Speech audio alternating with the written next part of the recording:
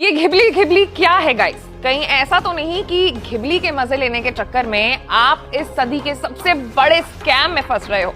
कला की दुनिया में कुछ ऐसे नाम होते हैं जो अपनी उपस्थिति से पूरी दुनिया को अपनी तरफ आकर्षित कर लेते हैं और उन नामों में से एक है स्टूडियो जिबली। यह सिर्फ एक एनिमेशन स्टूडियो नहीं बल्कि एक दार्शनिक दृष्टिकोण है, एक ऐसी कला जो न केवल इमेज के लिए आकर्षित है बल्कि एक गहरी भावना और संस्कृति से भी जुड़ी हुई है। जब हम जिबली स्टाइल की बात करते हैं तो यह सिर्फ एक कला नहीं बल्कि एक पूरी दुनिया का अनुभव है। यह एक दुनिया है जो अपने हर दृश्य, रंग और पात्र के लिए हमें अपने भीतर की भावनाओं और विचारों को समझने का अवसर देती है। स्टूडियो जिबली ने अपनी स्थापना के बाद से ही एनिमेशन को एक नई दिशा दी और उन्होंने यह साबित किया कि एनिमेशन केवल बच्चों के लिए नहीं बल्कि हर आयु वर्ग के लिए है। टोटरो, स्पिरिटेड अवे जैसी फिल्में केवल मनोरंजन का साधन नहीं थी बल्कि ये फिल्में जीवन, संघर्ष, प्रेम, प्रकृति और कला के प्रति एक नई समझ पैदा करने का माध्यम बन गई। इन फिल्मों में हमें न सिर्फ जादू दिखाई देती है बल्कि ये गहरी संवेदनाएं, रिश्ते और अस्तित्व के सवाल भी उठाती है। जिबली स्टाइल की कला को लेकर एक अनोखी बात है जो इसे अन्य एनिमेशन स्टाइल से अलग करती है। यह स्टाइल न केवल तकनीकी दृष्टिकोण से उत्कृष्ट है बल्कि यह मानवीय भावनाओं और विचारों के गहरे स्तर को भी समाहित करती है। स्टूडियो जिबली की फिल्में कभी भी केवल एक कहानी नहीं होती, वे हमारे समाज, हमारे रिश्ते और हमारे अस्तित्व को समझने का एक साधन होती है। प्रत्येक फिल्म, प्रत्येक दृश्य और प्रत्येक फ्रेम में एक गहरी मानसिकता और कला की समझ छिपी होती है। यही कारण है कि जब लोग जिबली स्टाइल एनिमेशन को देखते हैं तो यह केवल मनोरंजन का साधन नहीं होता बल्कि एक जीवन अनुभव बना जाता है। स्टूडियो जिबली के संस्थापक हायाओ मियाजाकी की कला के प्रति दृष्टि कुछ विशेष थी। उन्होंने हमेशा अपनी फिल्मों में जीवन की जटिलताओं को और संघर्षों को सरलता से दर्शाया। उनके कार्यों में प्रकृति का गहरा सम्मान, मानवीय संवेदनाएं और निरंतर बदलती दुनिया के प्रति एक गहरी समझ दिखाई देती है। जिबली स्टाइल की फिल्मों में यह स्पष्ट दिखता है कि कला केवल सुंदरता का नाम नहीं है बल्कि यह एक गहरी भावना, विचार और संवेदनाओं का प्रसारण है। मियाजाकी की फिल्में सिर्फ दृश्य नहीं होती, वे जीवन की गहरी सच्चाइयों को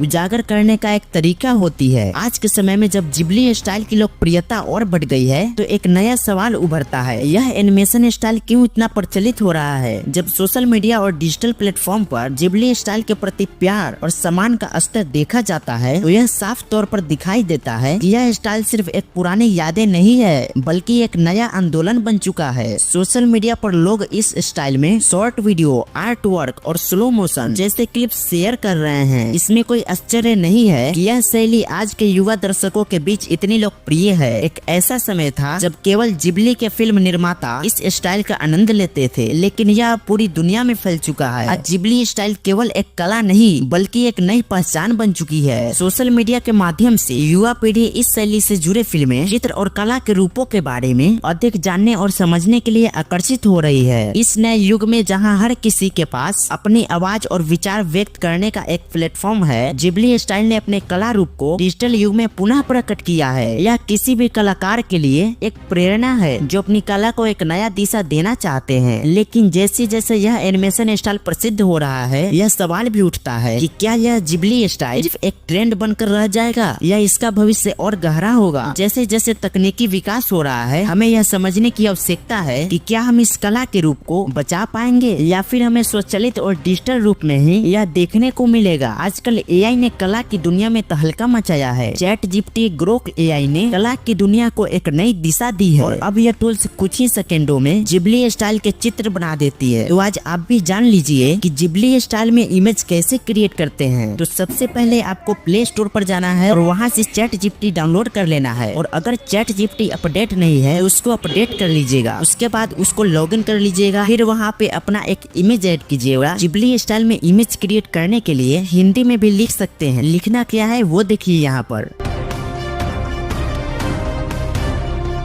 तो इसको एंटर करके छोड़ दीजिएगा। उसके बाद सब काम चैट जीपीटी करेगा। आप देखिएगा कुछ ही समय में जिबली स्टाइल में आपका इमेज क्रिएट हो जाएगा। तो आप इस तरीके से जिबली स्टाइल का इमेज क्रिएट कर सकते हैं। यहाँ एक गंभीर सवाल उठता है, या एआई जनरेटेड कला में वह आत्मा और भावनाएं हो सकती है जो किसी कलाकार के हाथों से बनी कला में होती है? या एआई को कला की गहरी समझ और संवेदनाओं का एहसास हो सकता है? और सबसे बड़ा सवाल, या यह तकनीक कला के मौलिक रूप को खतरे में डाल रही है? एआई का उपयोग करने से कलाकारों के लिए अधिक अवसर पैदा हो सकते हैं, लेकिन क्या यह वास्तविक कला की भावना और कड़ी मेहनत की अनदेखी कर रहा है? स्टूडियो जिबली के संस्थापक हायाओ मियाजाकी, जो अपनी कला में मानवीय संवेदनाओं और गहरी सोच को महत्व देते हैं, उन्होंने एआई जनरेटेड कला को हमेशा आलोचना की है। उन्होंने इसे जीवन के प्रति एक अपमान कहा है। मियाजाकी का यह कहना था कि कला केवल तकनीक का परिणाम नहीं है, बल्कि यह एक व्यक्ति की आंतरिक भावना, विचार और सोच का परिणाम होती है। कला में केवल रंगों और रेखाओं का खेल नहीं होता। कला का असली उद्देश्य हमारे भीतर के विचार और अनुभवों को व्यक्त करना होता है। यह सही है कि तकनीकी नवविचारों ने कला की दुनिया को बेहतर बनाने का मौका दिया है, लेकिन जब हम डिजिटल आर्ट और एआई का उपयोग करते हैं, क्या हम अपने असली विचारों और भावनाओं को खो रहे हैं, या हम इस बात को नकार रहे हैं कि कला में सबसे महत्वपूर्ण तत्व मानवीय जुड़ाव और संवेदनाएं होती है? अब हमें यह विचार करना होगा कि जिबली स्टाइल का भविष्य क्या होगा। या यह केवल एक तकनीक प्रवृत्ति बनकर रह जाएगा, या क्या हम इसे एक कला के रूप में बनाए रखेंगे जो भविष्य में और भी बेहतर रूप से सामने आएगी? कला कभी भी केवल तकनीक से नहीं बनाई जाती। कला हमेशा मानवीय संवेदनाओं और भावनाओं से उत्पन्न होती है, चाहे वह एआई हो या पारंपरिक कला। कला की असली शक्ति हमेशा उन भावनाओं में रहेगी जिसे कोई भी तकनीक नहीं जगा सकती। यह समय है जब हम अपने विचार और दृष्टिकोणों को बदल सकते हैं। क्या आप भी इस नए डिजिटल युग में अपनी कला को फिर से परिभाषित करना चाहते हैं, या आप समझते हैं कि एआई और तकनीक का समावेश कला विकास को बढ़ावा देगा, या हम अपने पारंपरिक कला की सुंदरता और भावना को बनाए रखेंगे? आपकी क्या राय है, हम जानना चाहते हैं। इस बहस में कहाँ खड़े हैं? अगर आपको यह वीडियो पसंद आई हो, एक वीडियो को लाइक करके चैनल को सब्सक्राइब कर लीजिएगा। फिर मिलते हैं नए वीडियो में, तब तक के लिए जय हिंद, जय भारत।